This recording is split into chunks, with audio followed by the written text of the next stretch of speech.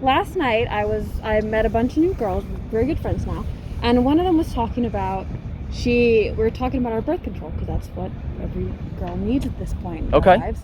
So, and she was like, yeah, I wanted to get a IUD, which is actually what I have. Right. And she was like, but my doctors kept telling me, are you sure? You're too young, you're too young. And like, I'm on like Angry Liberal TikTok as well, and I hear so many stories of like other young women just like being told they can't get their birth control, can't get a breast reduction.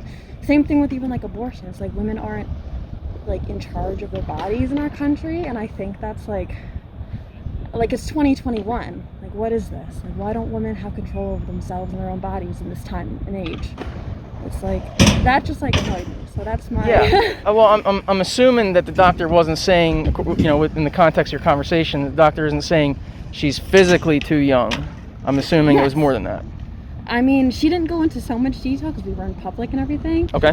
And it is kind of a personal thing to talk about. So, but she was like, yeah, they just kept asking me and being like, are you sure? Are you sure? And she's like, and she's 18, 19.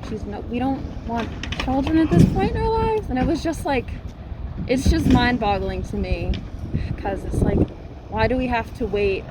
Like, we have to go in for the consultation, wait 2 months to even get the birth control. Like, I did that over the summer, and even then, it's not a fun process to do. And I just think that our country needs to make it a little more accessible and like just kinder to the women involved. I don't know. It's just kind of frustrating. How does the government do that? Make it kinder to the women involved? How would that happen? I would say because it's dealing with sexual health it makes the patient very vulnerable. So it's when they keep asking us like, are you sure? Are you sure? Like, don't you want children? Don't you want this? It's like, I'm not. Like, can't you just let me make my decision? Like, why do you have to put yourself into my reproductive health? It's my body. It's my choice what I want to do with it. Do you think a fetus is part of the woman's body? Well, it's not alive.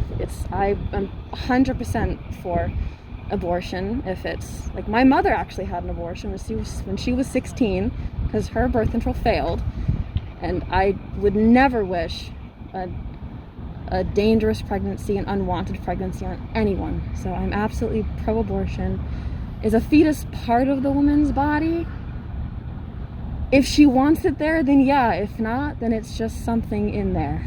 So, it's the age-old question. When does life and rights begin? We know currently the law of the land is third trimester. It's actually once the fetus leaves the woman's body. Is that the place where we're at, or is that the place where you're at? That's when it becomes a viable life with rights. Is once it leaves the body.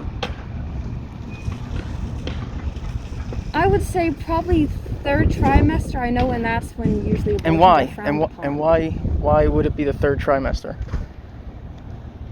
I mean, Is it because then it becomes more viable and more likely to live without the mother? But why pick that point in time, third trimester? I don't want to say anything because I really did not research this topic as much as I should. So, okay. So if I got pregnant and I somehow waited to the third trimester and I decided to get an abortion, I think I should be able to because it is my body.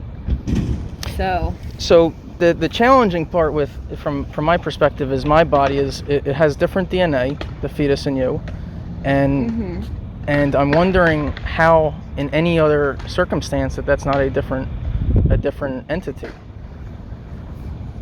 I mean, it is a different entity. I mean, I don't totally understand your question. Your statement. So the question is, my body, my choice, right? And you said it was at the third trimester, and then you just said that you could even justify an abortion in the third trimester, and the basis was that it's your body, or yes. Okay. I mean, it's not alive yet until it's out, so I do change my answer. Okay. So it's the woman has control over her own body until it leaves the body. And then at that point, usually the woman would have wanted it. So, usually. How can you make the argument that the fetus is part of a body with different DNA? Is it just the fact that it is inside of her, that she has control over what happens to it? I mean, she's the one who has to carry it for 9 months, and her life goes on pause. You can even argue goes on pause if she decides to keep it for kind of 18 years after, at least.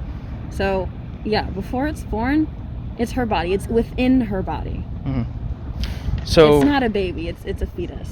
So it sounds like that quality of life that can outweigh opportunity of life.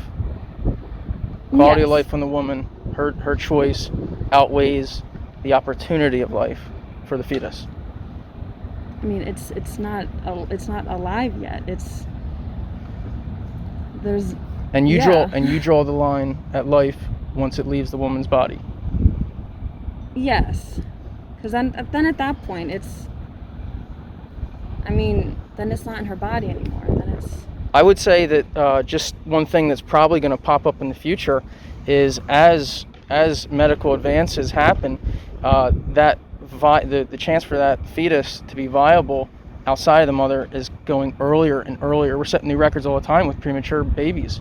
So I think that it's something that perhaps maybe you'll have to consider, everyone will have to consider, everyone, society, all these potential mothers will have to consider is, as technology advances, what happens if we hit a point where we don't even need the mother? If you have a fertilized egg and you can remove it and you have a viable human. Does that still leave the woman and perhaps the other partner to raise that child? I mean, if they don't... Okay, my case is if it was an unwanted pregnancy. If they want the baby, perfect. That's wonderful for everyone involved. My issue with it is that when people don't want to carry a child, do not want to raise a child, do not want to be in charge of another being, they should absolutely be entitled to a professionally done surgical abortion. That's safe, that is medically monitored. They should have that right. Is there any consideration with all the no fault safe haven, drop the baby off at the fire department, whatever, no charges? Does that come into any question, any consideration? Because there are that's such an extreme. No person, much less a woman, wants to do that to her child. I know what happens, that a woman might carry the child and then decide they don't want it afterwards. I can't condone the behavior of just dropping off a child like a dog in a box. But it is okay to prevent its life. Yes, it's not alive yet. It's not its own being. If it falls on the response, if I had a baby right now, I wouldn't know what to do with it. I'm not in the right head state to raise a child. I'm just not. It would be bad for my mental health. I would probably traumatize my child. Do you think all parents? I can't speak for all parents. No, do you think all parents are in the right mental state to raise children? No. We don't. Some people get pregnant. That's what happens. And then if they decide to have it, maybe they couldn't even afford an abortion. Maybe they just couldn't get out of the situation. Perhaps it's a toxic relationship. The other partner is holding them into it. Shit happens. People are flawed. It happens. Some people shouldn't be parents. Oh, but they still of course, are. Without a doubt, that's a given, right? But I guess the challenge is some people are of the mindset that our lives and our ease and the quality of life that we want doesn't trump taking the opportunity away from another being. That's what some people's positions are. In other words, when referencing being without context, that could be in another whole person, as you are a being and as I am a being. Yeah. And in this case, in this context, you're referencing the being as an unborn fetus. Right. Because this context is talking about an unborn fetus, and you're calling that a being in its own independent state, I have to disagree with you. Yeah, sure. I mean, that's and And you know what? You are not alone. That is a very popular I know, I'm opinion. and currently, that is the law of the land. And I hope it stays that way. So yeah, funny thing. I'd have to ask you. Have you ever listened to Roe v. Wade? Have you ever listened to that oral argument? I have not. I said I didn't do any research. Yeah, no, it's okay. So I don't want to I'm not gonna got you. I'm not gonna got you. Okay. Question. I'll just leave you with this. I think it's worth listening to. Definitely should. And it's very short.